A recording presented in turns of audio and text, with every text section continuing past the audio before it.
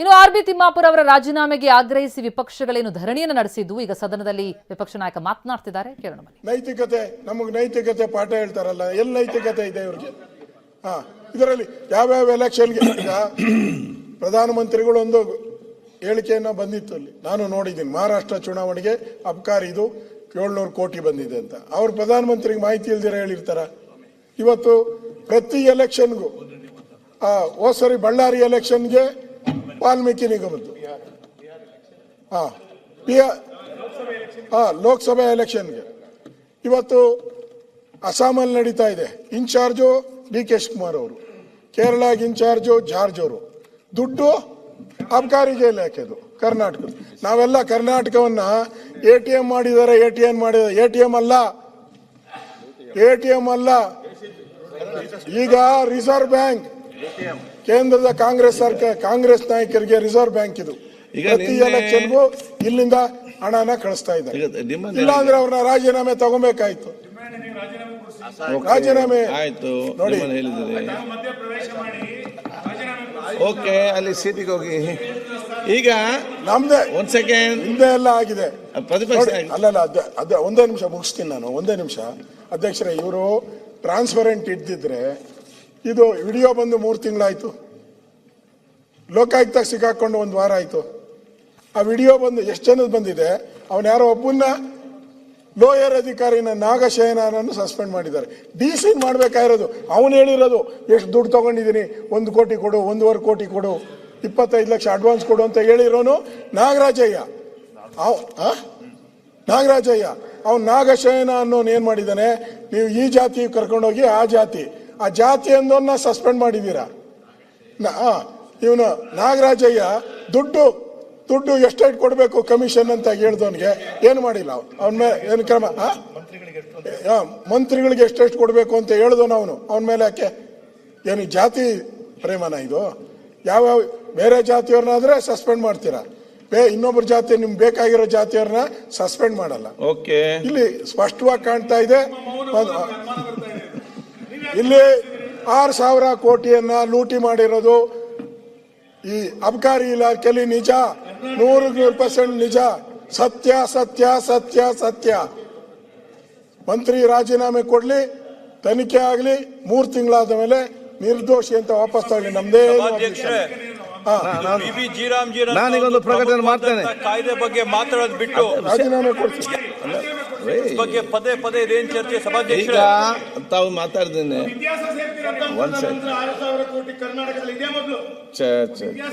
ನಾವ್ ಹೇಳಿಲ್ಲ ಸರ್ 6,000. ಅಬ್ಕಾರಿ ಯಾರು 40,000 ನಮ್ಗೆ ಟ್ಯಾಕ್ಸ್ ಅನ್ನ ತಂದ್ಕೊಡ್ತಾರೆ. ಆ ಅಸೋಸಿಯೇಷನ್ ಹೇಳಿರೋದು. ಮುಖ್ಯಮಂತ್ರಿಗಳ ಆತ್ಮೀಯರವರು, ಇವರು ಒಟ್ಟಿಗೆ ಆತ್ಮೀಯ ಸ್ನೇಹಿತರು, ಅವರೇ ಹೇಳಿರೋದು. ಮೊದಲು ಮುಖ್ಯಮಂತ್ರಿ ಎಲ್ಲ ಬದಲಾವಟ್ಟವ್ರೆ. ಅಸೋಸಿಯೇಷನ್ ಒಂದ್ ಸೆಕೆಂಡ್ 40% ಮಾಡ್ದೋ ನಾವು ಅಪತ್ತ ಮಾಡ್ದೋ ಅಂತ ಇಟ್ಕೊಳ್ಳಿ. ಅಸೋಸಿಯೇಷನ್ ಅದೇನು ಇದ್ರದ್ದೇನ್ರಿ? ಅದು ಸಾಕ್ಷಿನ ಇದು. ನೀವು ಮಾಡ್ತಾ ಇರೋದು ಯಾರಾದ್ರೂ ಜನ ಒಪ್ತಾರೇನ್ರಿ? ಏನೈತ್ರಿ ಸಾಕ್ಷಿ? 6,000 ಕೋಟಿಗೆ ಎಲ್ಲೈತ್ರಿ? 6,000 ಕೋಟಿ ಬರೀ ಸುಳ್ಳು ಹೇಳ್ಕೊಳ್ಳಿ. ಯಾಕ್ರಿ ಹಿಂಗ್ ಮಾಡ್ತೀರಾ? ಒಂದ್ ಸೆಕೆಂಡ್ ಒಂದು ಪ್ರಕಟಣೆ ಇದೆ. ಪ್ರಸ್ತುತ ಅಧಿವೇಶನದಲ್ಲಿ ಈ ಕಂಡ ಮಾನ್ಯ ಸದಸ್ಯರುಗಳು ಅವರ ಹೆಸರು ಮುಂದೆ ಸೂಚಿತ ದಿನಾಂಕ ಅವಧಿಗೆ ಗೈರಾಜರಾಗಲು ಅನುಮತಿ ನೀಡುವಂತೆ ಕೋರಿರುತ್ತಾರೆ. ನಾನ ಮೋಟಮ್ಮ ದಿನಾಂಕ 2/2/2026 ಮತ್ತು 4/2/2026 ಜಗದೀಶ್ ಕೊಡಗಂಟಿ ದಿನಾಂಕ 4/2/2026 ಸದರಿ ಸದಸ್ಯರುಗಳು ಅಧಿವೇಶನಕ್ಕೆ ಗೈರಾಜರಾಗಲು ಕರ್ನಾಟಕ ವಿಧಾನಸಭೆಯ ಕಾರ್ಯವಿಧಾನ ಮತ್ತು ನಡವಳಿಕೆಯ ನಿಯಮ 203 ಮೇರೆಗೆ ಸದನ ಸಹಮತಿ ಇದೆ ಎಂದು ಭಾವಿಸಿ ಅನುಮತಿ ನೀಡಲಾಗಿದೆ. ಸಹಮತಿ ಇದೆ. ಅಧ್ಯಕ್ಷರೇ ಮಾತಾಡಕ್ಕೆ ಅವಕಾಶ ಕೊಡಬೇಕು. ಅಧ್ಯಕ್ಷರೇ ಈಗ ಒಂದ್ ಸೆಕೆಂಡ್ ಮತ್ತೆ ಹೇಳ್ತೇನೆ. ನಿಮ್ಮ ನಿಯಮಬದ್ಧವಾಗಿ ತಮ್ಮ ಪ್ರತಿಭಟನೆ ಮಾಡಿ. ಒಂದು ಮತ್ತೆ ಇವತ್ತು ರಾತ್ರಿ ತನಕ ನಡೀಲಿಕ್ಕಿದೆ. ಸ್ವಲ್ಪ ಆರಾಮದಲ್ಲಿ ಗಡಿ ಮಾಡಬೇಡಿ. ಇವತ್ತು ರಾತ್ರಿ ತನಕ ಕೂಡ ಅಧಿವೇಶನ ನಡೀಲಿಕ್ಕಿದೆ. ಸ್ವಲ್ಪ ಸ್ಟ್ರೆಂತ್ ಮಾನ್ಯ ಅಧ್ಯಕ್ಷರೇ, ಈಗ 4 ದಿವಸದಿಂದ ಕಾಯ್ತಾ ಇದ್ದೀವಿ ವಿಬಿ ಗ್ರಾಮ್ ಮಾತಾಡೋದಕ್ಕೆ. ದಯಮಾಡಿ ಅವಕಾಶ ಕೊಡಿ. ಮನ್ರೇಗಾ ಬಗ್ಗೆ, ಜನರ ಬದುಕಿನ ಬಗ್ಗೆ ಈಗ ಏನು ಚರ್ಚೆ ಮಾಡ್ತೀರಾ? 4 ದಿವಸದಿಂದ ಕಾಯ್ತಾ ಇದ್ದೀವಿ. ನೀವು ಯಾವ್ದೋ ಒಂದು ವರ್ಗಾವಣೆ, ಯಾವ್ದೋ ವಿಷಯಕ್ಕೆ ನೀವು ಸದನ ದಯಮಾಡಿ ಹಾಳು ಮಾಡಬೇಡಿ. ನಮಗೆ ಸ್ವಾಮಿ ಅಧ್ಯಕ್ಷರೇ, ಇವ್ರನ್ನ ಹೊರಗೆ ಹಾಕ್ರೆ ಸನ್ಮಾನ್ ನಾನ್ ಹೇಳ್ತೀನಿ. ಈ ಸದನ ಹಾಳು ಮಾಡ್ತಾವ್ರೆ, ಹೊರಗೆ ಹಾಕಿ ಹೇಳ್ತೀನಿ ಇವ್ರನ್ನ. ನಾನ್ ನೇಮ್ ಮಾಡ್ತಾ ಇದ್ದೀನಿ, ಹೊರಗೆ ಹಾಕಿ ಇವ್ರನ್ನ. ಅಧ್ಯಕ್ಷರೇ, ಇವ್ರನ್ನ ಹೊರಗೆ ಸಸ್ಪೆಂಡ್ ಮಾಡಿ. ಮಾನ್ಯ ಅಧ್ಯಕ್ಷರೇ, ವಿಬಿ ಗ್ರಾಮ್ ಬಗ್ಗೆ ಮಾತಾಡಕ್ಕೆ 4 ದಿವಸದಿಂದ ಕಾಯ್ತಾ ಇದ್ದೀವಿ. ದಯಮಾಡಿ ಅವಕಾಶ ಕೊಡಿ. ಅವ್ರು ಏನ್ ಬೇಕಾದ್ರೂ ಮಾತಾಡ್ಕೊಳ್ಳಿ, ನಮಗೆ ಮಾತಾಡಕ್ಕೆ ಅವಕಾಶ ಕೊಡಿ. ನಾವು ಮಾತಾಡ್ತೀವಿ. ಜನ ಬದುಕು, ಅವರ ಜೀವನದ ಬಗ್ಗೆ ಒದ್ದಾಡ್ತಾ ಇದ್ದಾರೆ. ಯಾವುದೋ ಒಂದು ವರ್ಗಾವಣೆ ದಂಧೆ ಬಗ್ಗೆ ಯೋಚನೆ ಮಾಡ್ತಾ ಇಲ್ಲ. ಅವರ ಬದುಕಿನ ಬಗ್ಗೆ ಯೋಚನೆ ಮಾಡ್ತಾ ಇದೀವಿ. ನಾವು ಜನರ ಬದುಕಿನ ಬಗ್ಗೆ, ಬಡವರು, ದೀನ ದಲಿತರು, ಅವರ ಬಗ್ಗೆ ಯೋಚನೆ ಮಾಡ್ತಾ ಇದ್ದೀವಿ. ಈಗ ಅವಕಾಶ ಕೊಡಿ. ನೋಡಿ, ನೀವು ಇಲ್ಲಿ ಭಾವಿಗೆ ಬಂದಿದ್ದೀರಿ, ಪ್ರತಿಭಟನೆ ಮಾಡ್ತಿದ್ದೀರಿ. ಸರಿಯಾಗಿ ಮಾಡಿ ಇದಕ್ಕೆ. ಈಗ ಕೋನರೆಡ್ಡಿ ಅವರು ಮಾತಾಡಿ. ಎಲ್ಲರೂ ಕೂಡ ಇಯರ್ ಫೋನ್ ಹಾಕಿ. ರಾತ್ರಿ 12 ಗಂಟೆ ತನಕ ಅಸೆಂಬ್ಲಿ ನಡೀತದೆ. ಬೊಬ್ಬೆ ಹಾಕುವ, ಆರಾಮದಲ್ಲಿ ಬೊಬ್ಬೆ ಹಾಕಿ ಮತ್ತೆ ಆಯಸ್ ಆಗ್ತದೆ ಎಲ್ಲರಿಗೂ ಕೂಡ. ಈಗ ಅವಕಾಶವನ್ನ ಅದಕ್ಕಾಗಿ ಇದ ಮಾತಾಡಿ, ಜೋರಾಗಿ ಮಾತಾಡಿ ಅಧ್ಯಕ್ಷರೇ, ಎಲ್ಲ ಆರ್ಡರ್ ಮೆಂಬರ್ಸ್ ಎಲ್ಲರೂ ಕೂಡ ಕಾರ್ಯ ಸರಿಯಾಗಿ ಕೇಳ್ಬೇಕಾದ್ರೆ. ಸಂವಿಧಾನದ 73ನೇ ತಿದ್ದುಪಡಿ ಆಯ್ತು, ಎಲ್ಲ ಇಯರ್ಫೋನ್ ಹಾಕಿ. 1992 ಪಂಚಾಯತ್ ರಾಜ್ ವ್ಯವಸ್ಥೆಗೆ ಸಂವಿಧಾನಕ ಸ್ಥಾನಮಾನವನ್ನು ನೀಡಿತು. ಕರ್ನಾಟಕವು ಈ ರಾಜ್ಯದಲ್ಲಿ ಮುಂಚೂಣಿಯಲ್ಲಿದ್ದು ಕರ್ನಾಟಕ ಗ್ರಾಮ ಸ್ವರಾಜ್ಯ ಮತ್ತು ಪಂಚಾಯತ್ ರಾಜ್ ಕಾಯ್ದೆ 1990 ಜಾರಿಗೆ ತಂದಿತ್ತು. 3 ಹಂತದ ಆಡಳಿತ ವ್ಯವಸ್ಥೆಯನ್ನು ಅಧಿಕಾರವನ್ನು ಕೆಳಮಟ್ಟದವರಿಗೆ ತಲುಪಿಸಲು ಈ ಕಾಯ್ದೆಯು 3 ಹಂತದ ವ್ಯವಸ್ಥೆಯನ್ನು ರೂಪಿಸಿದೆ. ಈ ಕಾಯ್ದೆಯಲ್ಲಿ ಗ್ರಾಮ ಸಭೆಯಲ್ಲಿ ಯೋಜನೆಗಳ ಕಾಮಗಾರಿಗಳ ಆಯ್ಕೆ ಮತ್ತು ಫಲಾನುಭವಿಗಳ ಆಯ್ಕೆ ಪಟ್ಟಿಯನ್ನು ಅಲ್ಲಿಯೇ ಅಂತಿಮಗೊಳಿಸಲಾಗುತ್ತದೆ. ಮನ್ರೇಗಾ ಸೆಕ್ಷನ್ 60 ಗ್ರಾಮ ಪಂಚಾಯತಿಗಳು ಗ್ರಾಮ ಸಭೆ ಮತ್ತು ವಾರ್ಡ್ ಸಭೆಗಳ ಶಿಫಾರಸು ಅನುಸಾರವಾಗಿ ಕಾಮಗಾರಿಗಳನ್ನು ಆದ್ಯತೆಯಾಗಿ ಅನುಷ್ಠಾನಗೊಳಿಸಬೇಕಾಗಿದೆ. ಇವರಿಗೆ ಮನ್ರೇಗಾ ಬಗ್ಗೆ ಅಥವಾ ವ್ಯವಸ್ಥೆ ಬಗ್ಗೆ, ಗ್ರಾಮೀಣ ಜನರ ಬಗ್ಗೆ ಇವರಿಗೆ ಅನುಭವ ಕಡಿಮೆ. ಓನ್ಲಿ ಕಮರ್ಷಿಯಲ್ ಇವ್ರದ್ದು. ನಾನು ರಾಜ್ಯದಲ್ಲಿ ಭಾರತ ಸಂವಿಧಾನ ಪ್ರಕಾರ ಗ್ರಾಮ ಪಂಚಾಯತಿಯನ್ನು ಹಿಂದೆ ಏನು ಹುಟ್ಟಾಕಿದ್ರು, ಅವತ್ತ ಸರ್ಪಂಚ್ ಅಂತ ಕೆಲಸ ಮಾಡಿದ್ರು, ನಂತರ ಪ್ರಧಾನಿಯಾಗಿ ಕೆಲಸ ಮಾಡಿದ್ರು, ಇವತ್ತ ಗ್ರಾಮ ಪಂಚಾಯತಿಗಳಾಗಿ ಕೆಲಸ ಮಾಡ್ತಾರೆ. ಮನ್ರೇಗಾ ವ್ಯವಸ್ಥೆಯಿಂದ ಒಂದು ಪಂಚಾಯತಿಗೆ 1 ಕೋಟಿ, 2 ಕೋಟಿ, 3 ಕೋಟಿ ಅನುದಾನವನ್ನ ಕೇಂದ್ರ ಸರ್ಕಾರ ಕೊಡ್ತಿತ್ತು. ಇವರು ಕೇಂದ್ರ ಸರ್ಕಾರ ಕೊಡಕ್ ಆಗುದಿಲ್ಲ ಅಂತ ಹೇಳಿ ಇವತ್ತೇನು ಮನ್ರೇಗಾ ಚರ್ಚೆ ಆಗಬಾರ್ದು ಅಂತ ಹೇಳಿ ಅಬಕಾರಿಯ ಒಂದು ವ್ಯವಸ್ಥೆ ತಂದು ನಮಗೇನು ಅರ್ಥನೆ ಮಾಡಕತ್ತಾರ. ನಾವು ಇದ್ರ ಬಗ್ಗೆ ಹೋರಾಟ ಮಾಡ್ತಕ್ಕಂಥ ತೀರ್ಮಾನ ಮಾಡೇವೆ. ನಾವು ಹೋರಾಟ ಮಾಡ್ತೇವೆ. ಮತ್ತ ಮನ್ರೇಗಾ ಕಾಯ್ದೆನ ಮರುಸ್ಥಾಪನೆವರೆಗೂ ನಾವು ಬಿಡೋದಿಲ್ಲ ಅನ್ನುವಂಥ ಮಾತನ್ನ ತಮಗೆ ಹೇಳಿಕೆ ಬಯಸ್ತೇನೆ. ಮಾನ್ಯ ಅಧ್ಯಕ್ಷರೇ, ಹಿಂದೆ ಗ್ರಾಮ ಪಂಚಾಯತಿ ಗ್ರಾಮೀಣಾಭಿವೃದ್ಧಿ ಸಚಿವರಾಗಿ ನಜೀರ್ ಸಾಬ್ರು, MI ಗೋರ್ಪಡೆ ಅವರು, CM ಮುದಾಜಿ ಅವರು, ಜಗದೀಶ್ ಶೆಟ್ಟರ್ ಅವರು, HK ಪಾಟೀಲ್ ಸಾಹೇಬರು, HC ಮಹದೇವನವರು, ಕೃಷ್ಣ ಬೈರೇಗೌಡರು, ಬಸವರಾಜ ಹೊರಟ್ಟಿ ಅವರು, ಈಶ್ವರಪ್ಪ ಅವರು, ಇವತ್ತ ನಮ್ಮ ಪ್ರಿಯಾಂಕಾ ಖರ್ಗೆ ಸಾಹೇಬರು ಬಹಳ ಅದ್ಭುತವಾಗಿ ಬದಲಾವಣೆ ಇಲ್ಲ ಪಂಚಾಯತ್ ರಾಜ್ ವ್ಯವಸ್ಥೆಯಲ್ಲಿ ತರಕತ್ತೀವಿ. ಇಂಥ ಪಂಚಾಯತ್ ರಾಜ್ ವ್ಯವಸ್ಥೆಯಲ್ಲಿ ತರುವಾಗ ಇವತ್ತು ಎಲ್ಲಾಗಿ ಇದ್ಕೊಂಡು ಈ ಮನ್ರೇಗಾ ವ್ಯವಸ್ಥೆನ ಚರ್ಚೆ ಆಗಬಾರ್ದು. ಕೇಂದ್ರ ಸರ್ಕಾರಕ್ಕೆ ಅಸಹ್ಯ ಆಗೈತಿ, ನರೇಂದ್ರ ಮೋದಿ ಅವರಿಗೆ ಅಸಹ್ಯ ಆಗೈತೆ ಅಂತ ಹೇಳಿ ಇವತ್ತು ಇಲ್ಲಿ ಬಂದು ಎಲ್ಲಾಗಿ ನಿಂತಾರ. ಅದಕ್ಕೆ ಇವರಿಗೆ ನಾನಿವರಿಗೆ ವಿನಂತಿ ಮಾಡ್ತಕ್ಕಂಥದ್ದು, ಒಂದು ವಿರೋಧ ಪಕ್ಷವಾಗಿ ನೀವು ಸಲಹೆಯನ್ನು ಕೊಡಿ. ಅದು ಬಿಟ್ಕೊಂಡು ಬಾವಿಗೆ ಇಳಿದು ಚರ್ಚೆ ಮಾಡ್ತಕ್ಕಂಥದ್ದು, ಇಲ್ಲಿ MLAಗಳಾಗಿ ಬಂದು ಡ್ಯಾನ್ಸ್ ಮಾಡ್ತಕ್ಕಂಥದ್ದು ಇದು ಒಳ್ಳೆ ಬೆಳವಣಿಗೆ ಅಲ್ಲ. ಕೋನರೆಡ್ಡಿ ಅವರೇ ಸಾಕು ನಿಲ್ಲಿಸಿ. ಡ್ಯಾನ್ಸ್ ಮಾಡಕ್ ಬಂದಿಲ್ಲ. ಕೋನರೆಡ್ಡಿ ಅವರೇ ಸಾಕು ನಿಲ್ಲಿಸಿ. ಬಂದೇವೆ. ಮನ್ರೇಗಾ ಚರ್ಚೆ ಆಗಬೇಕು. ಈ ಕಾಯ್ದೆ ಮರುಸ್ಥಾಪನೆ ಆಗಬೇಕು. ಬಡವರಿಗೆ ಕೋನರೆಡ್ಡಿ ಅವರೇ ನಿಲ್ಲಿಸಿ. ಸಾಕು ನಿಲ್ಲಿಸಿ. ಎಲ್ಲ ರಾಮಾಯಣ ಗೊತ್ತಿದೆ ನಿಮ್ದು, ನಿಲ್ಲಿಸಿ. ಎಸ್ ಕಲಾಪ ಆರಂಭ ಆಗ್ತಾ ಇದ್ದಂತೆ ಸಚಿವ ಆರ್.ಬಿ. ತಿಮ್ಮಾಪುರ ಅವರ ರಾಜೀನಾಮೆಗೆ ಆಗ್ರಹಿಸಿ ವಿಪಕ್ಷಗಳು ಆಗ್ರಹಿಸ್ತಾ ಇವೆ, ಪ್ರತಿಭಟಿಸ್ತಾ ಇವೆ. ಅವರ ರಾಜೀನಾಮೆ ತಗೊಳ್ಳಿ, ನಂತರ ತನಿಖೆ ಆಗ್ಲಿ, ಅವರ ತಪ್ಪಿಲ್ಲ ಅಂತಂದ್ರೆ ವಾಪಸ್ ತಗೊಳ್ಳುವರಂತೆ. ಆದ್ರೆ ಇಲ್ಲಿ 6,000 ಕೋಟಿ ಭ್ರಷ್ಟಾಚಾರ ಆಗಿದೆ. ಈ ದುಡ್ಡು ಎಲ್ಲಿ ಹೋಗ್ತಾ ಇದೆ? ಹೈಕಮಾಂಡ್ನ ಪಾಲೆಷ್ಟಿದೆ? ಕರ್ನಾಟಕ ಕಾಂಗ್ರೆಸ್ ಪಾಲಿಗೆ ಕೇವಲ ATM ಅಲ್ಲ, ರಿಸರ್ವ್ ಬ್ಯಾಂಕ್ ಆಗ್ಬಿಟ್ಟಿದೆ ಅಂತ ಹೇಳಿ ಆರ್ ಅಶೋಕ್ ಆರೋಪಿಸಿದ್ರು.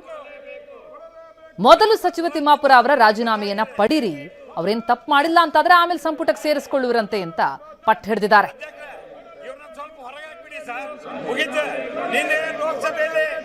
ಕಲಾಪ ಆರಂಭಕ್ಕೂ ಮುನ್ನ BY ವಿಜೇಂದ್ರ ಮಾತನಾಡಿದ್ದಾರೆ. ಏನ್ ಹೇಳಿದ್ದಾರೆ ಕೇಳೋಣ.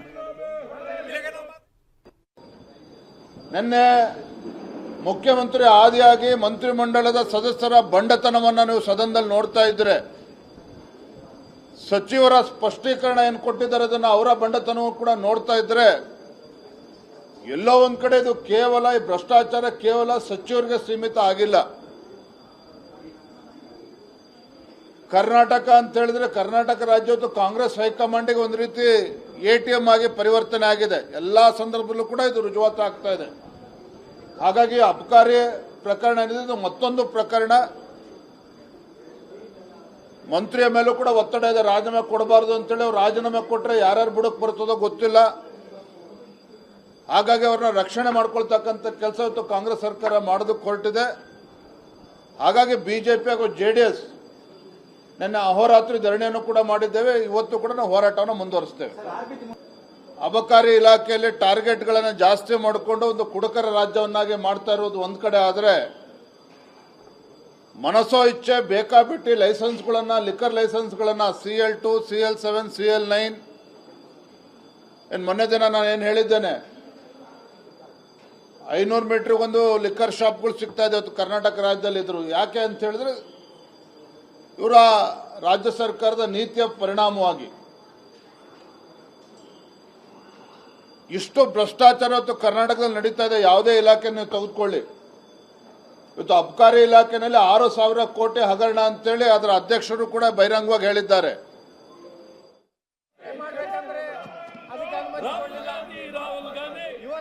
ಎಸ್, ಇದಕ್ಕೆ ಸಂಬಂಧಪಟ್ಟಂತೆ MB ಪಾಟೀಲ್ ಮಾತನಾಡಿದ್ದಾರೆ, ಶಿವಲಿಂಗೇಗೌಡರು ಕೂಡ ಮಾತನಾಡಿದ್ದಾರೆ. ಏನ್ ಹೇಳಿದ್ದಾರೆ ನಾಯಕರು ಕೇಳೋಣ ಬನ್ನಿ.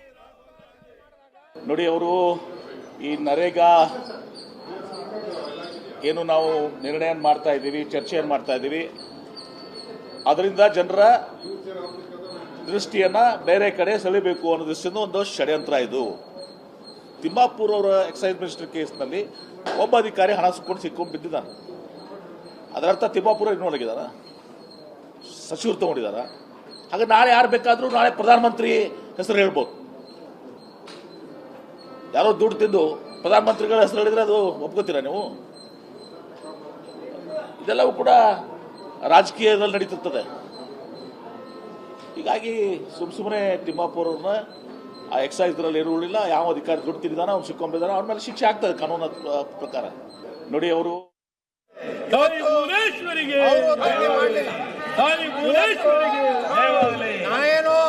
ರಕ್ಷಣೆ ಮಾಡಿ ಅಬಕಾರಿ ಸಚಿವರು ಅವ್ರು ಏನ್ ಮಾಡಿದ್ದಾರೆ, ತಿಮ್ಮಾಪುರ ಅವರ ಯಾವ ರೀತಿ ನೈತಿಕ ಹೊಣೆ ಹೊತ್ತು ರಾಜೀನಾಮೆಯನ್ನು ಕೇಳ್ತಾ ಇದ್ದಾರೆ.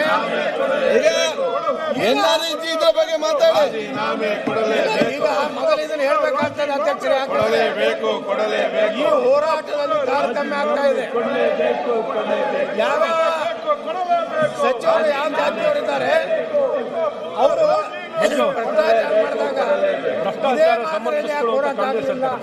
ಆಯ್ತು, ಈಗ ನಿನ್ನೆ ಅದ್ರ ಬಗ್ಗೆ ಚರ್ಚೆ ಆಗಿದೆ, ಉತ್ತರ ಆಗಿದೆ. ಈಗ NRC ಬಗ್ಗೆ ಚರ್ಚೆ ಮಾಡಿ.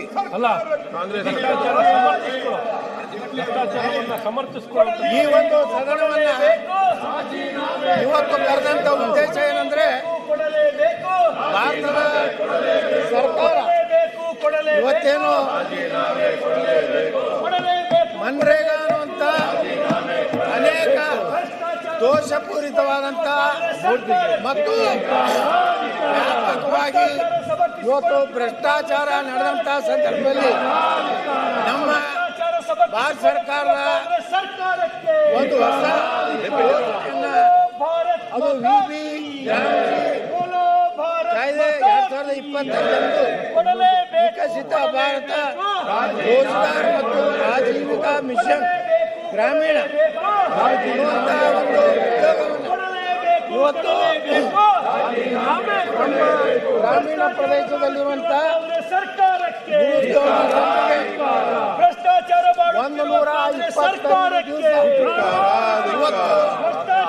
ಉದ್ಯೋಗ ಭರವಸೆ ಕೊಡುವಂತಹ ಒಂದು ಯೋಜನೆ ಮತ್ತು ಪಾರದರ್ಶಕವಾಗಿ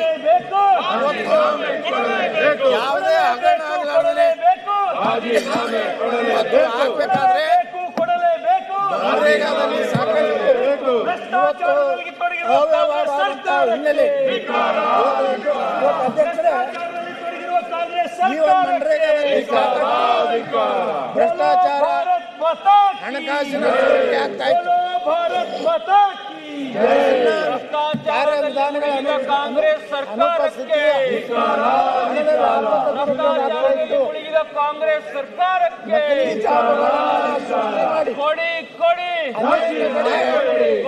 ಗ್ರಾಮ ಪಂಚಾಯತ್ ಶಾಸಕರು ಸಹ ತಮ್ಮ ನಕಲಿ ಜಾಬ್ ಮಾಡುವಂತಹ ಪ್ರಯಾಣಗಳು ಈ ದೇಶದಲ್ಲಿ ನಡೆದಿದ್ದು ಕೃತ್ರಿಮ ಫಲಾನುಭವಿಗಳು ಸೃಷ್ಟಿ ಮಾಡಿ ಸರ್ಕಾರದ ಕೇಂದ್ರ ಸರ್ಕಾರದ ಹಣ ಅದೇ ರೀತಿ ಕಾರ್ಮಿಕರಿಗೆ ಭಾಗಶಃ ಪಾವತಿ ಮಾಡಿ ಉಳಿದ ಹಣವನ್ನ ಸಂಬಂಧಿಸಿದ ಅಧಿಕಾರಿಗಳು ನುಂಗಿ ಹಾಕುವಂತಹ ವ್ಯವಸ್ಥೆ ಅಧ್ಯಕ್ಷರೇ ಮತ್ತು ಮನ್ರೇಗಾದಲ್ಲಿ ದುರ್ಬಲ ಮೇಲ್ವಿಚಾರಣೆ ಮತ್ತು ಸಾಮಾಜಿಕ ಹೊಣೆಗಾರಿಕೆ ಅನ್ನೋದು ಇರಲಿಲ್ಲ. ಆಡಳಿತಾತ್ಮಕ ಸಾಮರ್ಥ್ಯದಲ್ಲಿ ನಿರ್ಬಂಧಗಳು ಮತ್ತು ಕಾರ್ಮಿಕ ಮಾರುಕಟ್ಟೆಗಳ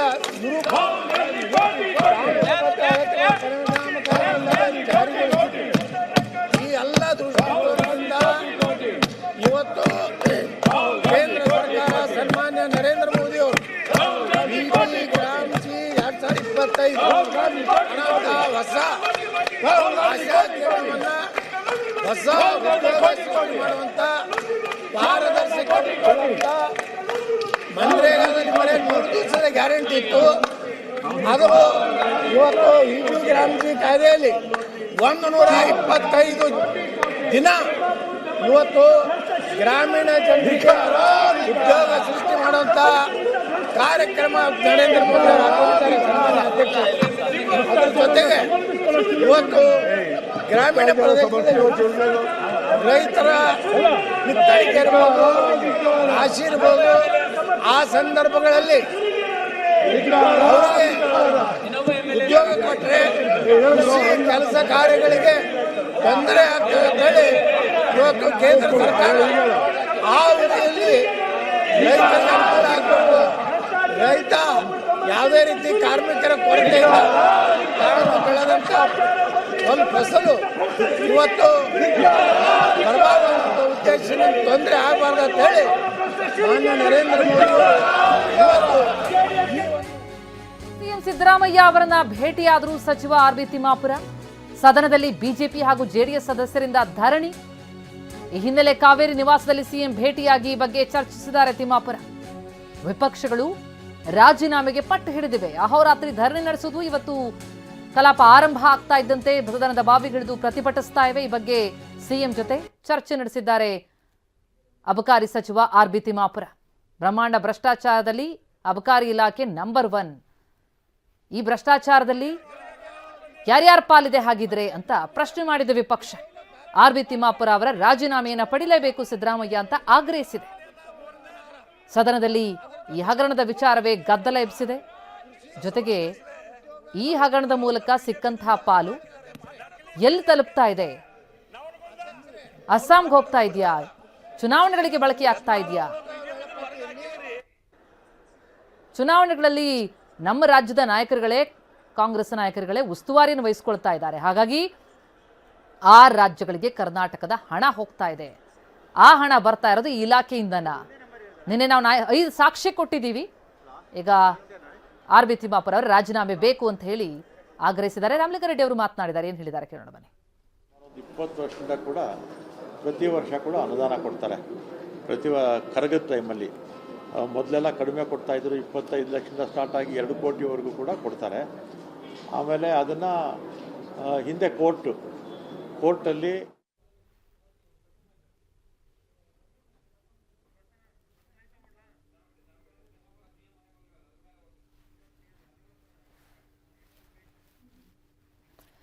ಎಸ್, ಈಗಾಗಲೇ ಆರ್.ಬಿ. ತಿಮ್ಮಾಪುರ ಅವರು ಸಿಎಂ ಸಿದ್ದರಾಮಯ್ಯ ಅವರನ್ನ ಭೇಟಿಯಾಗಿ ಚರ್ಚೆ ಮಾಡಿದ್ದಾರೆ. ಈ ವಿಚಾರಕ್ಕೆ ಸಂಬಂಧಪಟ್ಟಂತೆ ಇನ್ನಷ್ಟು ಡೀಟೇಲ್ಸ್ ನೀಡ್ತಾ ಹೋಗ್ತಾರೆ ನಮ್ಮ ಪ್ರತಿನಿಧಿ ಪ್ರಸನ್ನ. ಈಗ ಸಂಪರ್ಕದಲ್ಲಿದ್ದಾರೆ. ಪ್ರಸನ್ನ, ಆರ್.ಬಿ. ತಿಮ್ಮಾಪುರ ಅವರ ರಾಜೀನಾಮೆಗೆ ವಿಪಕ್ಷಗಳು ಆಗ್ರಹಿಸ್ತಾ ಇವೆ, ಧರಣಿಯನ್ನ ಮುಂದುವರಿಸಿವೆ. ಈ ಸಂದರ್ಭದಲ್ಲಿ ಸಿಎಂ ಭೇಟಿಯಾಗಿರೋದು ಸಚಿವರು, ಇದು ಏನನ್ನು ಸೂಚಿಸ್ತಾ ಇದೆ? ಈಗ ವಿಪಕ್ಷಗಳ ಒತ್ತಾಯಕ್ಕೆ ಏನಾದರೂ ಮಣಿತಾರಾ? ಏನ್ ನಿರ್ಧಾರ ಆಗಬಹುದು ಅಂತ? ಪ್ರತಿಮಾ, ಅಹೋರಾತ್ರಿ ಧರಣಿಯನ್ನ ನಡೆಸಿ ಅಬಕಾರಿ ಸಚಿವ ಆರ್.ಬಿ. ತಿಮ್ಮಾಪುರ ಅವರ ರಾಜೀನಾಮೆಗೆ ಪಟ್ಟು ಹಿಡಿದಿರುವಂತಹ ಬಿಜೆಪಿ ಇದೀಗ ಸದನದ ಕಲಾಪ ಪ್ರಾರಂಭ ಆದ ತಕ್ಷಣವೂ ಕೂಡ ತನ್ನ ಧರಣಿಯನ್ನ ಮುಂದುವರಿಸಿದೆ. ಸದನದ ಕಲಾಪದ ಬಾವಿಗೆ ಇಳಿದಿರುವಂತಹ ಬಿಜೆಪಿ ಸದಸ್ಯರು, ಪ್ರತಿಪಕ್ಷದ ಎಲ್ಲ ಸದಸ್ಯರು ಕೂಡ ಆರ್.ಬಿ. ತಿಮ್ಮಾಪುರ ಅವರು ಮೊದಲು ರಾಜೀನಾಮೆಯನ್ನು ಕೊಡಬೇಕು, 6,000 ಕೋಟಿಯಷ್ಟು ಬೃಹತ್ ಮೊತ್ತದ ಹಗರಣ ಅಬಕಾರಿ ಇಲಾಖೆಯಲ್ಲಿ ಆಗಿದೆ ಮತ್ತು ಇದರಲ್ಲಿ ಕೇವಲ 6,000 ಕೋಟಿ ಅಂದ್ರೆ ಅದು ಒಬ್ಬ ಸಚಿವರ ಪಾಲಲ್ಲ, ಕಾಂಗ್ರೆಸ್ನ ಹೈಕಮಾಂಡ್ನ ತನಕವೂ ಕೂಡ, ಮೇಲ್ ತನಕವೂ ಕೂಡ ಈ ಒಂದು ಭ್ರಷ್ಟಾಚಾರ ಒಂದು ಪಾಲಿದೆ. ಇದೇ ಕಾರಣಕ್ಕೋಸ್ಕರ ಮುಖ್ಯಮಂತ್ರಿಗಳು ಎಲ್ಲರನ್ನೂ ಕೂಡ ರಕ್ಷಿಸುವಂತ ಕೆಲಸವನ್ನ ಮಾಡ್ತಿದ್ದಾರೆ ಎನ್ನುವಂತ ಗಂಭೀರ ಆಪಾದನೆಯನ್ನ ವಿಧಾನಸಭೆಯ ಒಳಗಡೆ ಇದೀಗ ಪ್ರತಿಪಕ್ಷ ನಾಯಕ ಆರ್ ಅಶೋಕ್ ಅವರು ಮಾಡಿದ್ದಾರೆ.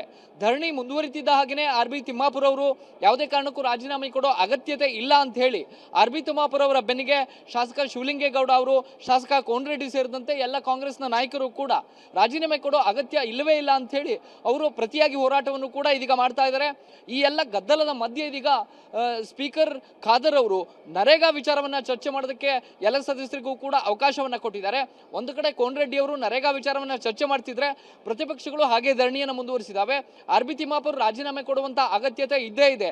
ಮತ್ತೆ ಮುಖ್ಯಮಂತ್ರಿಗಳು ಜಾತಿ ಪ್ರೇಮದ ಕಾರಣಕ್ಕೋಸ್ಕರ ಬೇರೆ ಬೇರೆ ಅಧಿಕಾರಿಗಳನ್ನ ರಕ್ಷಣೆ ಮಾಡ್ತಿದ್ದಾರೆ. ಯಾರು ತಮ್ಮದ ಜಾತಿ ಅಲ್ಲ ಅಂತ ಅಧಿಕಾರಿಗಳನ್ನ ಅಮಾನತು ಮಾಡಲಾಗಿದೆ, ಉಳಿದಂತೆ ತಮ್ಮದೇ ಜಾತಿಯ ಅಧಿಕಾರಿಗಳನ್ನ ರಕ್ಷಣೆ ಮಾಡುವಂತ ಕೆಲಸವನ್ನ ಇದೀಗ ಮುಖ್ಯಮಂತ್ರಿಗಳು ಸೇರಿದಂತೆ ಸಚಿವರು ಕೂಡ ಮಾಡ್ತಿದ್ದಾರೆ ಎನ್ನುವಂತ ಗಂಭೀರ ಆಪಾದನೆಯನ್ನ ವಿರೋಧ ಪಕ್ಷದ ನಾಯಕ ಆರ್ ಅಶೋಕ್ ಅವರು ಮಾಡಿದ್ದಾರೆ. ಇದರ ಮಧ್ಯೆ ಅಬಕಾರಿ ಸಚಿವ ಆರ್.ಬಿ. ತಿಮ್ಮಾಪುರ ಅವರು ಮುಖ್ಯಮಂತ್ರಿ ಸಿದ್ದರಾಮಯ್ಯನವರನ್ನ ಭೇಟಿಯಾಗಿದ್ದಾರೆ. ಸಹಜವಾಗಿಯೇ ಪ್ರತಿಪಕ್ಷಗಳು ಮಾಡ್ತಾ ಇರುವಂತಹ ಆರೋಪ, ಅಹೋರಾತ್ರಿ ನಡೆಸಿದಂತಹ ಧರಣಿ, ಇದೆಲ್ಲವೂ ಕೂಡ ಸರ್ಕಾರಕ್ಕೆ ಮುಜುಗರವನ್ನ ತಂದಿಟ್ಟಿದೆ. ಲೋಕಾಯುಕ್ತ ದಾಳಿಯ ವೇಳೆಯೇ 3 ಅಧಿಕಾರಿಗಳು ಸಿಕ್ಕಾಕೊಂಡಿರುವಂಥದ್ದು, ರೆಡ್ ಹ್ಯಾಂಡ್ ಆಗಿ ಎಲ್ಲವೂ ಕೂಡ ಬಯಲಾಗಿರುವಂಥದ್ದು, ಆಡಿಯೋ ಹೊರಗೆ ಬಂದಿರುವಂಥದ್ದು, ಇದೆಲ್ಲವೂ ಕೂಡ ಸರ್ಕಾರವನ್ನ ಒಂದು ರೀತಿಯ ಇಕ್ಕಟ್ಟಿಗೆ ಸಿಲುಕಿಸಿದೆ. ನರೇಗಾ ವಿಚಾರದಲ್ಲಿ ಸರ್ಕಾರ ದೊಡ್ಡ ಮಟ್ಟಿನ ಚರ್ಚೆಯನ್ನ ನಡೆಸಬೇಕು, ಕೇಂದ್ರ ಸರ್ಕಾರದ ವಿರುದ್ಧ ಒಂದಷ್ಟು ನಿರ್ಣಯವನ್ನ ಕೈಗೊಳ್ಳಬೇಕು ಅಂತೇಳಿ ತೀರ್ಮಾನವನ್ನ ತೆಗೆದುಕೊಂಡಿತ್ತು. ಆದ್ರೆ ಇಲ್ಲಿ ಪ್ರತಿಪಕ್ಷಗಳು ತಮ್ಮ ಅಸ್ತ್ರವನ್ನಾಗಿ ಬಳಸಿಕೊಂಡಿರುವಂತದ್ದೇ ಇದೀಗ ಆರ್.ಬಿ. ತಿಮ್ಮಾಪುರ ಅವರ ರಾಜೀನಾಮೆಯಂತದ್ದನ್ನ. ಆರ್.ಬಿ. ತಿಮ್ಮಾಪುರ ರಾಜೀನಾಮೆ ಕೊಡದೆ ಹೋದ್ರೆ ಅದು ಎಐಸಿಸಿಯ ನಾಯಕರಿಗೂ ಕೂಡ ಮುಜುಗರ ಅನ್ನುವಂಥದ್ದನ್ನ ಕಾಂಗ್ರೆಸ್ನ ನಾಯಕರೇ ಹೇಳ್ತಿದ್ದಾರೆ. ಆದ್ರೆ ಎಲ್ಲೋ ಒಂದ್ ಕಡೆ ಅದನ್ನ ಒಪ್ಕೊಳ್ಳೋದಕ್ಕೆ ಅಥವಾ ದಾಖಲೆಗಳ ಆಧಾರದ ಮೇಲೆ ತಕ್ಷಣ ಅವರ ರಾಜೀನಾಮೆ ಪಡೆಯೋದಕ್ಕೆ ಕಾಂಗ್ರೆಸ್ ಸಿದ್ಧವಿದ್ದಂತೆ ಕಾಣಿಸ್ತಾ ಇಲ್ಲ. ಸಹಜವಾಗಿಯೇ ಪ್ರತಿಪಕ್ಷಗಳು ತಮ್ಮ ಹೋರಾಟವನ್ನ ತೀವ್ರ ಸ್ವರೂಪಕ್ಕೆ ತೆಗೆದುಕೊಂಡು ಹೋಗುವಂತ ಲಕ್ಷಣಗಳು ಕಂಡು ಬರ್ತಾ ಇದ್ದಾವೆ. ಗದ್ದಲದ ನಡುವೆಯೇ ಇದೀಗ ವಿರೋಧ ಪಕ್ಷಗಳ ಘೋಷಣೆಗಳ ನಡುವೆಯೇ ಸದನ ಕದನದ ಸ್ವರೂಪವನ್ನು ಪಡೆದುಕೊಂಡಿರುವಂಥದ್ದು ಸರ್ಕಾರವನ್ನ ಇಕ್ಕಟ್ಟಿಗೆ ಸಿಲುಕಿಸಿದೆ. ಪ್ರತಿಪಕ್ಷಗಳು ಎಲ್ಲಿಯ ತನಕ ಈ ಹೋರಾಟವನ್ನು ಮುಂದುವರಿಸುತ್ತವೆ ಅನ್ನುವಂಥದ್ದು ಕೂಡ ಸಾಕಷ್ಟು ಕುತೂಹಲವನ್ನು ಮೂಡಿಸ್ತಾ ಇದೆ. ಪ್ರತಿಮಾ, ಪ್ರಸನ್ನ, ಹಾಗೆ ಸಂಪರ್ಕದಲ್ಲಿರಿ. ಸದನದಲ್ಲಿ ಗದ್ದಲ ಮುಂದುವರಿತಾ ಇದೆ. ಮೊದಲು ರಾಜೀನಾಮೆ ಪಡೀರಿ ಅಂತ ಆರ್ ಅಶೋಕ್ ಆದಿಯಾಗಿ ವಿಪಕ್ಷ ನಾಯಕರೆಲ್ಲರೂ ಕೂಡ ಆಗ್ರಹಿಸ್ತಾ ಇರುವಂತದ್ದು. ಕಾಂಗ್ರೆಸ್ಗೆ ಕರ್ನಾಟಕ ಎಟಿಎಂ ಅಲ್ಲ, ರಿಸರ್ವ್ ಬ್ಯಾಂಕ್ ಆಗಿದೆ ಅಂತ ಹೇಳಿ ಆರ್ ಅಶೋಕ್ ಆರೋಪಿಸಿದ್ದಾರೆ. ಈ ಅಬಕಾರಿ ಬ್ರಹ್ಮಾಂಡ ಭ್ರಷ್ಟಾಚಾರದಲ್ಲಿ ಯಾರ್ಯಾರ ಪಾಲಿದೆ, ಈ ಭ್ರಷ್ಟಾಚಾರದ ಹಣ ಹೈಕಮಾಂಡ್ ವರೆಗೆ ತಲುಪ್ತಾ ಇದೆಯಾ ಅಂತ ರಾಜೀನಾಮೆಗೆ ಆಗ್ರಹಿಸಿದ್ದಾರೆ. ಗದ್ದಲ ಮುಂದುವರೆದಿದೆ ಸದನದಲ್ಲಿ.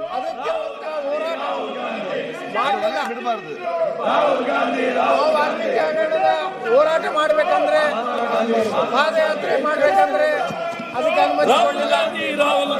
ಇವತ್ತು ವ್ಯಕ್ತಿ ಯಾವುದೇ ಜಾತಿಯವಿರಲಿ ರಾಹುಲ್ ಗಾಂಧಿ ಮಾಡಿದಾಗ ಅವರ ವಿರುದ್ಧ ಹೋರಾಟ ಪ್ರಾಮಾಣಿಕವಾಗಿ ಮಾಡಬೇಕಾಗಿತ್ತು. ತಿಮ್ಮಾಪುರ ಭ್ರಷ್ಟಾಚಾರ, ಈ ಸದನದಲ್ಲಿ ತಿಮ್ಮಾಪುರ ಭ್ರಷ್ಟಾಚಾರ, ಅನೇಕ ಸಚಿವರು ಭ್ರಷ್ಟಾಚಾರ ಭ್ರಷ್ಟಾಚಾರ, ಅವರ ಮೇಲೆ ಭ್ರಷ್ಟಾಚಾರ ಭ್ರಷ್ಟಾಚಾರ, ತಿಮ್ಮಾಪುರ ಭ್ರಷ್ಟಾಚಾರ, ಕೆರೆಗಳನ್ನು ನೀಡಿದಂತಾಗಿರ್ಬೋದು, ಎಲ್ಲ ಜೀರಾಂಜಿಯನಂತ ಬಿಲ್ ಕೇಂದ್ರ ಸರ್ಕಾರ ರಾಜ್ಯ ನಮ್ಮೆಲ್ಲರ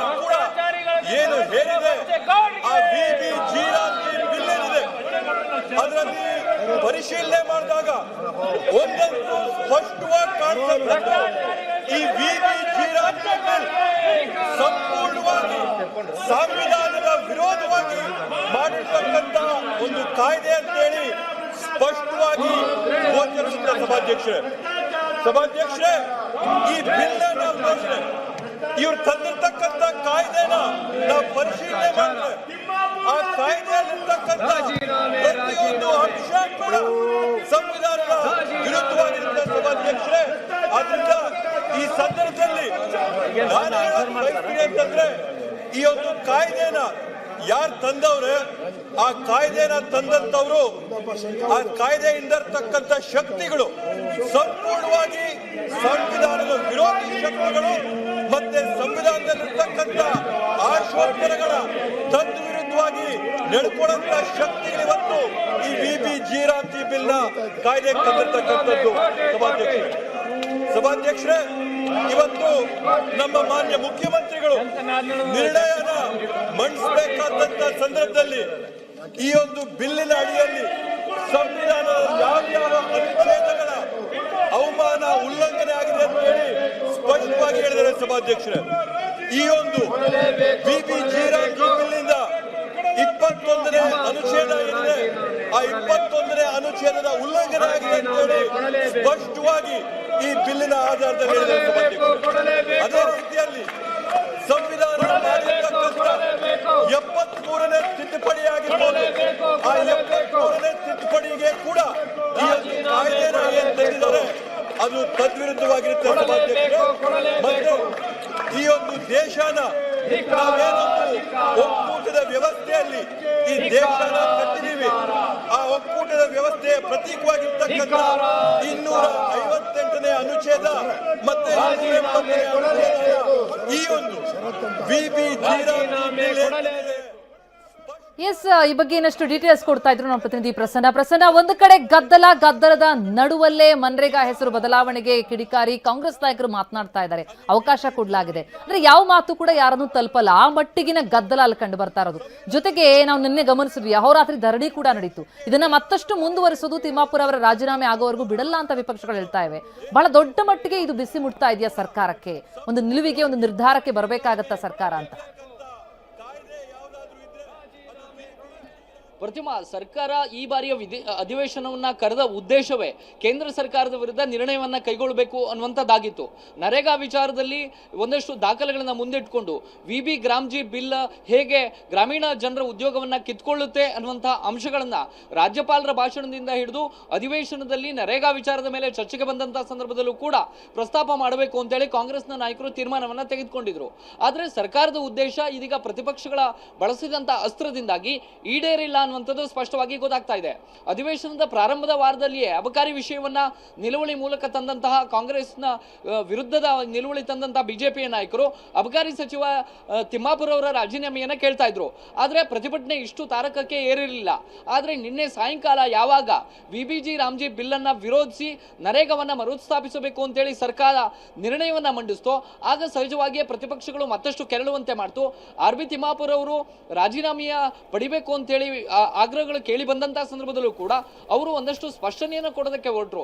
ಹಿಂದಿನ ಅಬಕಾರಿ ಸಚಿವರ ಮೇಲೆಯೂ ಕೂಡ ಆರೋಪಗಳಿತ್ತು, ಅಥವಾ ಅಬಕಾರಿ ಇಲಾಖೆ ಈ ರೀತಿಯ ಆರೋಪಗಳಿಂದ ಮುಕ್ತವಾಗಿಯೇ ಇಲ್ಲ, ಈ ರೀತಿಯ ಸ್ಪಷ್ಟನೆಗಳನ್ನ ಕೊಡ್ತಾ ಹೋಗ್ತಿದ್ದ ಹಾಗೇನೆ ಸಹಜವಾಗಿ ಬಿಜೆಪಿಯ ನಾಯಕರಿಗೆ, JDS ನಾಯಕರಿಗೆ ಇದು ಕೆರಳುವಂತೆ ಮಾಡಿದೆ. ಇದೇ ಕಾರಣಕ್ಕೋಸ್ಕರ ಅಹೋರಾತ್ರಿ ಧರಣಿಯನ್ನು ಮುಂದುವರಿಸಿದಂತಹ ಬಿಜೆಪಿಯ ನಾಯಕರು ಇದೀಗ ಮತ್ತಷ್ಟು ಧರಣಿಯನ್ನು ಮುಂದುವರಿಸ್ತಾ ಇದ್ದಾರೆ. ಕದನ ಯಾವ ರೀತಿ ನಡೀತಾ ಇದೆ ಅಂತಂದ್ರೆ ಒಬ್ಬರ ಮಾತು ಒಬ್ಬರಿಗೆ ಕೇಳ್ತಾ ಇಲ್ಲ. ಸ್ಪೀಕರ್ UT ಖಾದರ್ ಅವರು VBGRT ಮತ್ತು ನರೇಗಾದ ಮೇಲೆ ಚರ್ಚೆಗೆ ಅವಕಾಶವನ್ನು ಕೊಟ್ಟಿದ್ದಾಗಲೂ ಕೂಡ ಕೇವಲ ದಾಖಲೆಗಳಿಗೋಸ್ಕರ ಮಾತನಾಡಬೇಕೇ ಹೊರತು ಯಾವ ಕಾರಣಕ್ಕೂ ಕೂಡ ಯಾವ ವಿಷಯವೂ ಕೂಡ ಪ್ರತಿಪಕ್ಷಕ್ಕೂ ಕೇಳ್ತಾ ಇಲ್ಲ, ಆಡಳಿತ ಪಕ್ಷಕ್ಕೂ ಕೇಳ್ತಾ ಇಲ್ಲ. ಅಷ್ಟು ತಾರಕಕ್ಕೆ ಗದ್ದಲ ಏರಿದೆ. ಪ್ರತಿಪಕ್ಷದ ಎಲ್ಲ ನಾಯಕರು ಕೂಡ ಬಿಜೆಪಿಯ ಸದಸ್ಯರು RB ತಿಮ್ಮಾಪುರ ಅವರ ಮತ್ತು ಸಿದ್ದರಾಮಯ್ಯನವರ ವಿರುದ್ಧ ಘೋಷಣೆಗಳನ್ನ ಕೂಗ್ತಾ ಇದ್ದಾರೆ. 6,000 ಕೋಟಿಯಷ್ಟು ಬೃಹತ್ ಹಗರಣದಲ್ಲಿ ಕೇಂದ್ರ ಕಾಂಗ್ರೆಸ್ನ ನಾಯಕರ ಪಾಲಿದೆ ಅನ್ನುವಂತ ಗಂಭೀರ ಆಪಾದನೆಯನ್ನ ಮಾಡ್ತಾ ಇದ್ದಾರೆ. ಮುಖ್ಯಮಂತ್ರಿಗಳ ಮೇಲೂ ಕೂಡ ಈಗ ಸಹಜವಾಗಿ ಒಂದಷ್ಟು ಒತ್ತಡ ಕ್ರಿಯೇಟ್ ಆಗ್ತಾ ಆಗ್ತಾ ಇದೆ. ಆದ್ರೆ ಒಂದು ಸಮಸ್ಯೆ ಇಲ್ಲಿ ಅಂತಂದ್ರೆ ಅಧಿವೇಶನ ಕೊನೆಯ ದಿನ ಇವತ್ತು ಮಧ್ಯಾಹ್ನದ ವೇಳೆಗೆ ಬಹುತೇಕ ಅಧಿವೇಶನ ಮುಕ್ತಾಯವಾಗುವಂತಹ ಸಾಧ್ಯತೆಗಳಿದ್ದಾವೆ. ಅಧಿವೇಶನದ ಕೊನೆಯ ಹಂತದಲ್ಲಿ ಅಹೋರಾತ್ರಿ ಧರಣಿ ಮತ್ತು ಅಬಕಾರಿ ಸಚಿವ ತಿಮ್ಮಾಪುರ ಅವರ ರಾಜೀನಾಮೆಗೆ ಬಿಜೆಪಿ ಪಟ್ಟು ಹಿಡಿದಂತಹ ಕಾರಣಕ್ಕೋಸ್ಕರ ಎಲ್ಲೋ ಒಂದು ಕಡೆ ಈ ಅಧಿವೇಶನ ಮುಕ್ತಾಯ ಆದ ಬಳಿಕ ಹೋರಾಟ ಎಷ್ಟು ತೀವ್ರ ಸ್ವರೂಪವನ್ನು ಪಡೆದುಕೊಳ್ಳುತ್ತೆ ಅನ್ನುವಂಥದ್ದು ಮುಖ್ಯ ಆಗುತ್ತೆ. ಅಹೋರಾತ್ರಿ ಧರಣಿಯ ಮೂಲಕ ಬಿಜೆಪಿ ತಿಮ್ಮಾಪುರ ಅವರ ರಾಜೀನಾಮೆಗೆ ಪಟ್ಟು ಹಿಡಿದು ಕೂತಿದೆ. ಇದೀಗ ತಿಮ್ಮಾಪುರ ಅವರು ಕೂಡ ಸದನಕ್ಕೆ ಇನ್ನು ಕೆಲವೇ ನಿಮಿಷಗಳಲ್ಲಿ ಆಗಮಿಸುವಂತಹ ಸಾಧ್ಯತೆಗಳಿದ್ದಾವೆ. ತಿಮ್ಮಾಪುರ ಅವರು ಬಂದು ಮತ್ತೇನಾದರೂ ಸ್ಪಷ್ಟನೆ ಕೊಡೋದಕ್ಕೆ ಹೊರಟ್ರೆ ಆಗ ಪ್ರತಿಪಕ್ಷಗಳು ಇನ್ನಷ್ಟು ತಮ್ಮ ಗದ್ದಲವನ್ನು ಹೆಚ್ಚು ಮಾಡುವಂತಹ ಸಾಧ್ಯತೆಗಳಿದ್ದಾವೆ. ಮುಖ್ಯಮಂತ್ರಿ ಸಿದ್ದರಾಮಯ್ಯನವರು ತಿಮ್ಮಾಪುರ ಅವರನ್ನ ರಕ್ಷಣೆ ಮಾಡ್ತಿದ್ದಾರೆ ಮತ್ತು ಅಬಕಾರಿಯ ಭ್ರಷ್ಟಾಚಾರದಲ್ಲಿ ಭಾಗಿಯಾದಂತಹ ಅಧಿಕಾರಿಗಳನ್ನು ಕೂಡ ಮುಖ್ಯಮಂತ್ರಿಗಳೇ ರಕ್ಷಣೆ ಮಾಡ್ತಿದ್ದಾರೆ. ಅಲ್ಲಿ ಮುಖ್ಯಮಂತ್ರಿಗಳ ಜಾತಿ ಪ್ರೇಮ ಕೂಡ ಸೇರ್ಕೊಂಡಿದೆ ಅನ್ನುವಂತಹ ಗಂಭೀರ ಆಪಾದನೆಯನ್ನ ವಿರೋಧ ಪಕ್ಷಗಳು ಮಾಡ್ತಾ ಇದ್ದಾವೆ. ಹೀಗಾಗಿ ಈ ಗದ್ದಲ ಎಷ್ಟರ ಮಟ್ಟಿಗೆ ತೀವ್ರ ಸ್ವರೂಪವನ್ನು ಪಡೆದುಕೊಂಡಿದೆ, ಅದರ ಆಧಾರದ ಮೇಲೆ ತಿಮ್ಮಾಪುರ ಅವರ ಮುಂದಿನ ಭವಿಷ್ಯ ನಿಂತಿದೆ ಅಂದ್ರೂ ಕೂಡ ಆಶ್ಚರ್ಯ ಇಲ್ಲ. ಹಿಂದೆ ಇದೇ ರೀತಿ ಬಿಜೆಪಿ ಸರ್ಕಾರದ ಅವಧಿಯಲ್ಲಿ ಯಾವೆಲ್ಲ ಸಚಿವರ ಮೇಲೆ ಆಪಾದನೆಗಳು ಕೇಳಿ ಬಂದಿತ್ತು, ಅವತ್ತು ಕಾಂಗ್ರೆಸ್ ಕೂಡ ದೊಡ್ಡ ಮಟ್ಟಿಗಿನ ಹೋರಾಟವನ್ನು ಮಾಡಿತ್ತು.